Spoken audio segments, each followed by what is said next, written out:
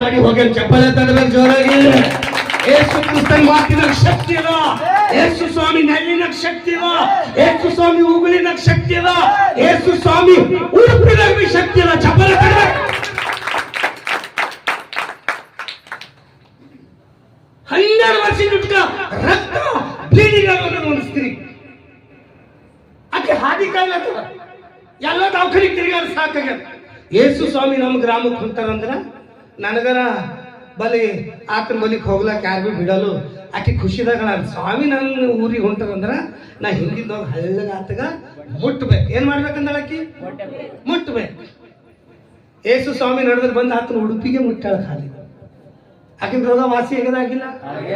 ಆತನ ಉಗುಳಿನ ಶಕ್ತಿ, ಆತನ ಮಾತಿನ ಶಕ್ತಿ, ಆತನ ಉಡುಪಿನ ಶಕ್ತಿ, ಆತನ ಮೆಲ್ಲಿನ ಶಕ್ತಿ. ಚಪ್ಪಾಳೆ ತಟ್ಟಬೇಕು.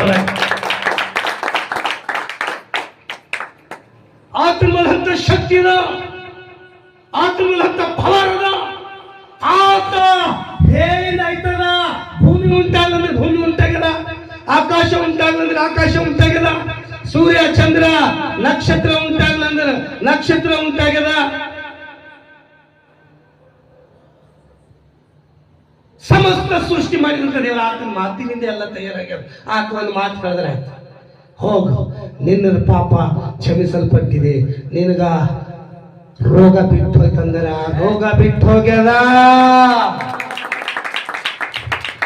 ಯಾಕೆ ದೇವ್ರ ಬಳಿ ಪಕ್ಷಪಾತ ಅದೇನ್ರಿ ಸುರೇಶ್ ಪಾಸ್ಟರ್ ಸಾಬ್ರೆ? ಬೀಜಗಳಲ್ಲಿ ರೊಟ್ಟಿ ಮೀನು ಕೊಟ್ಟು ನನಗೆ ಕಲ್ಲು ರೊಟ್ಟಿ ಕೊಡ್ತಾರೆ, ನಿನಗೆ ಮಟನ್ ಬಿರಿಯಾನಿ ಕೊಟ್ಟು ನನಗೆ ತೊಗೊಂಡು ರೊಟ್ಟಿ ಕೊಡ್ತಾರೆ ಅಂತೇವ್. ಈಗ ಆತನ ಬಳಿಗೆ ಎಷ್ಟೋ ಜನ ಬಂದವ್ ಬಾಬರಾವ್ ಸಾಬ್ರೆ, ನಿಮ್ಮಲ್ಲಿ ಯಾರ್ಯಾರವನ ಅಂತ ಕೇಳಿದ್ರು ಒಂದು ಪಾರ್ ಬಂದು 5 ರೊಟ್ಟಿ 2 ಮೀನು ಅವ ಅಂದ. ಎಲ್ಲರಿಗೂ 5 ರೊಟ್ಟಿ 2 ಮೀನು ಹಂಚ್ಕೊಟ್ಟಾನೆ ನೋಡ್ಲಕ್. ಏನು ಯಾರಿಗಾರ ಬೇರೆಯವರಿಗೆ ಬಟ್ ನೀವು ನಮ್ಮ ಮನುಷ್ಯರಲ್ಲ, ನೀವು ತೊಗರಿಬೇಳೆ ರೊಟ್ಟಿ ಉಂಡ್ರು ಅಂತ ಹೇಳ್ಯಾರ. ದೇವ್ರ ಬಲ್ಲಿ ಒಬ್ಬರಿಗೆ ಒಂತೀರ್ ನೋಡೋಣ. ಆತ ನಮ್ಮೆಲ್ಲರ ಕಡೆ ಜೀವ ಕೊಟ್ಟರ ಆತ ತಿಳ್ಕೋರಿ ಆತನ.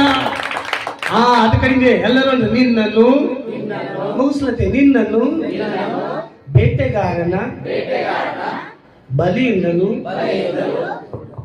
ಮರಣಕರ ವ್ಯಾಧಿಯಿಂದಲೂ ಮುದುಕನವ ಬಾಬನಲ್ಲಿ ಸ್ಟ್ರಾಂಗ್ ಇಲ್ಲ, ಮುದುಕನವ ಅಂದ್ರೆ ನಿನ್ನನ್ನು ಬೇಟೆಗಾರನ ಬಲಿಯಿಂದಲೂ ಮತ್ತು